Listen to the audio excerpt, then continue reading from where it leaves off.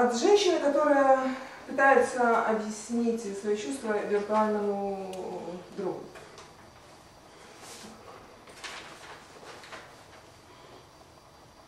Несколько раз я пыталась освободиться от тебя и моей к тебе привязанности и вычеркнуть тебя из своей памяти. Медленнее.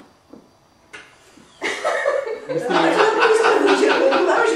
мне напоминает такая чаша. Не даю серьезно заниматься делом.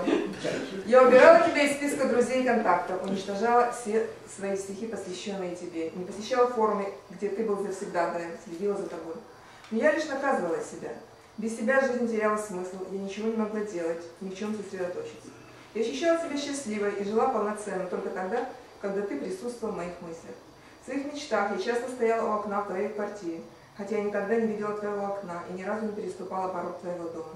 Ты полагал, что твое жилище слишком мало для меня, но оно было достаточно просторным для десятков или сотен других женщин, которых ты приводил к себе днем и ночью. Я обнимала твои колени, прижималась к ним всем телом и поднималась выше. Я расстегивала молнию на твоих брюках и покрывала поцелуями твое тело, и ты, возбуждаясь от прикосновений моих губ, отдавался моим желаниям.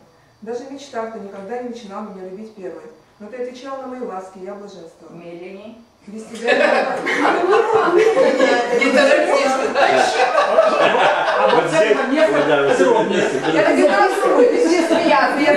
Дина, мы же тренировались. Кстати, Дин, действительно. Помолчи, мама. Действительно, у нас времени дофига. Не торопись, правда, будет лучше. Серьезно, не торопись. Без тебя я могла просуществовать от силы день-два. Но какие ужасные и неинтересные были эти дни. Я злилась, ругала себя за слабоволие и тебя за то, что ты был ты, и послушно возвращалась к тебе, любимому, равнодушному и недоумевающему. Ты всецело властвовала надо мной.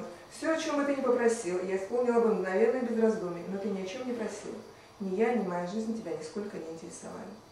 Иногда мне казалось, что я переставала тебя любить, и у меня начинались бурные романы.